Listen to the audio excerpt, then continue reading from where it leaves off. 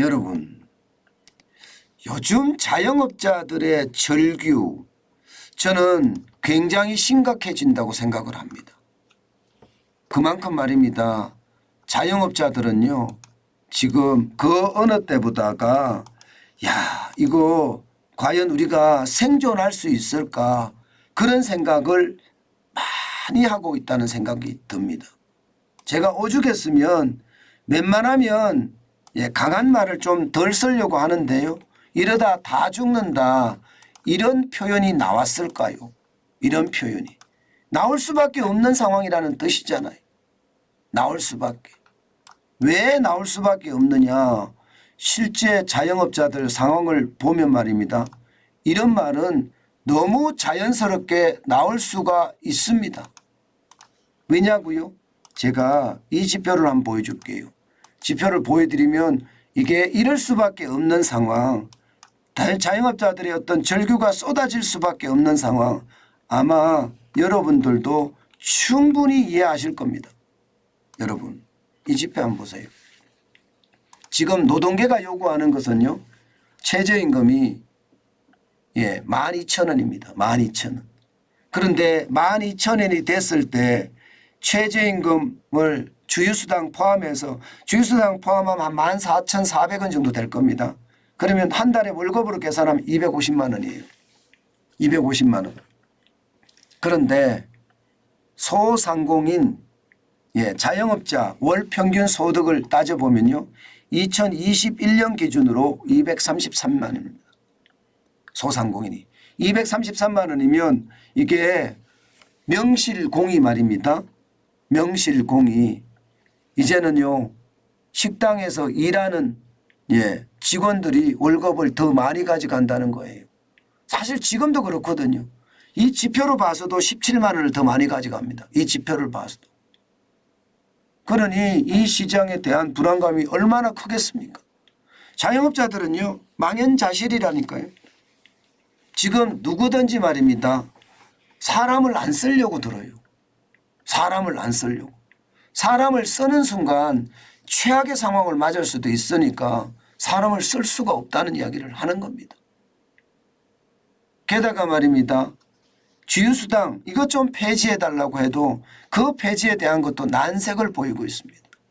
여러분 사실 주휴수당이 말입니다. 여러분 보시다시피 전 세계 국가 중에 주휴수당을 주는 나라는 4개 나라밖에 없어요. 대한민국, 트리키에, 멕시코, 브라질 이렇게 4개밖에 없습니다. 이게 여러분 주휴수당이 왜 만들어졌나 하면요.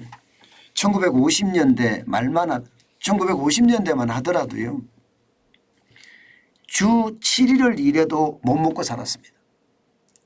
그래서 정부가 국민 건강을 생각을 해서 하루는 쉬어라.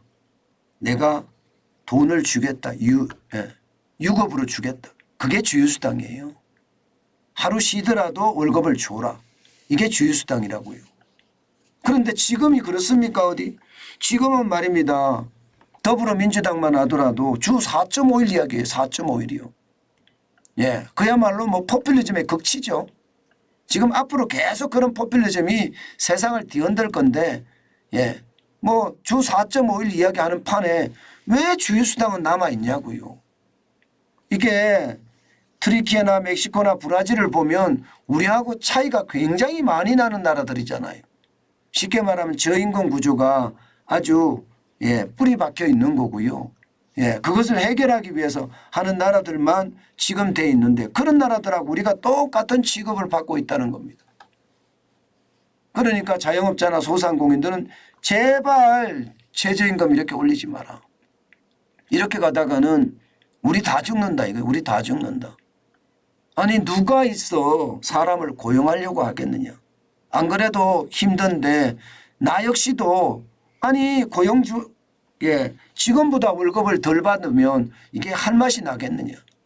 결국은 줄폐업이 일어날 수밖에 없고 그 줄폐업이 모두를 다 죽게 하는 방법밖에 안 된다. 이렇게 이야기합니다. 근데 실제가 그렇습니다. 실제가 지금 그렇게 일어나고 있습니다. 여러분 보세요. 셀프 주유소 증가율 한번 보세요. 최저임금이 6,030원일 때는요.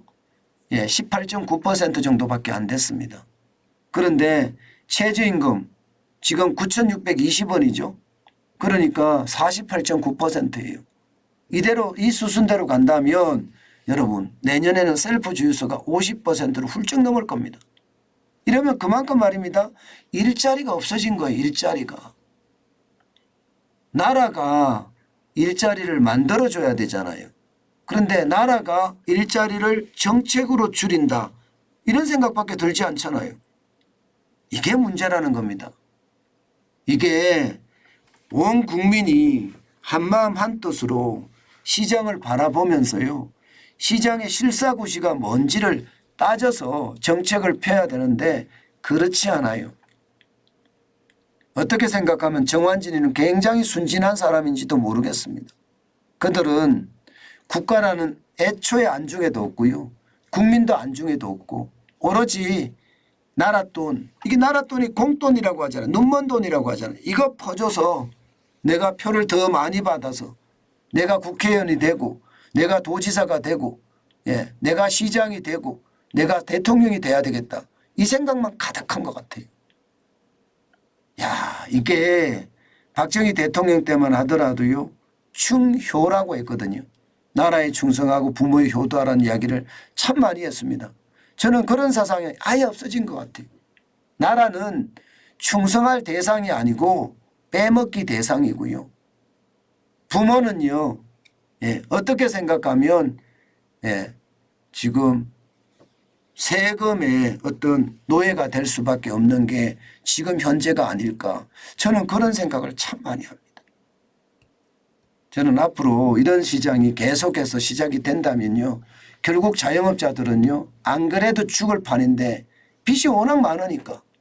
빚이 뭐 지금 2022년 4분기 기준으로 보면 1,019조 8천억 원이나 되잖아요.